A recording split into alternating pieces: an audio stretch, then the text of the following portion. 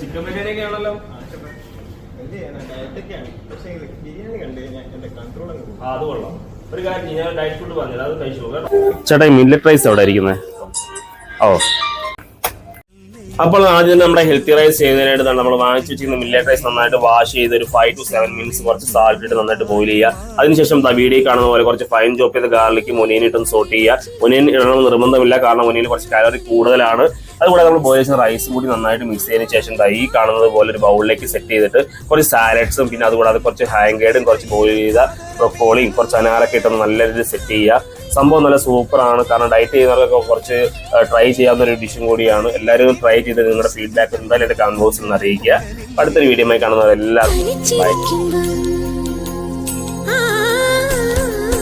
തനിച്ചിരിക്കുമ്പം തങ്കക്കിനാവിന്റെ കരുവളയുള്ളിൽ താളവിട്ടിയിലെ chicken biryani ഒക്കെ ആണല്ലോ.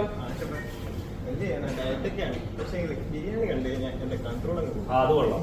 ഒരു കാര്യം ഞാൻ ഡയറ്റ് ഫുഡ് പറഞ്ഞത് അത് കഴിച്ചു. ചേട്ടാ മില്ലറ്റ് റൈസ് എവിടെ ഇരിക്കുന്നത്?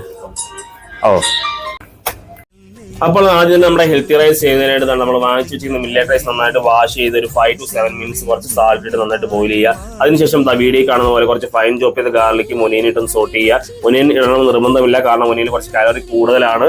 അതുകൂടെ നമ്മൾ ബോയിൽ ചെയ്ത റൈസ് കൂടി നന്നായിട്ട് മിക്സ് ചെയ്തതിന് ശേഷം ഈ കാണുന്നത് പോലെ ഒരു ബൗളിലേക്ക് സെറ്റ് ചെയ്തിട്ട് കുറച്ച് സാലഡ്സും പിന്നെ അതുകൂടാതെ കുറച്ച് ഹാങ്കേഡും കുറച്ച് ബോയിൽ ചെയ്ത ബ്രൊക്കോളിയും കുറച്ച് അനാറൊക്കെ ഇട്ടൊന്ന് നല്ല രീതിയിൽ സെറ്റ് ചെയ്യുക. സംഭവം നല്ല സൂപ്പറാണ്. കാരണം ഡയറ്റ് ചെയ്യുന്നവർക്കൊക്കെ കുറച്ച് ട്രൈ ചെയ്യാവുന്ന ഒരു ഡിഷും കൂടിയാണ്. എല്ലാവരും ട്രൈ ചെയ്ത് നിങ്ങളുടെ ഫീഡ്ബാക്ക് എന്തായാലും എന്റെ കമന്റ് ബോക്സിൽ നിന്ന് അറിയിക്കുക.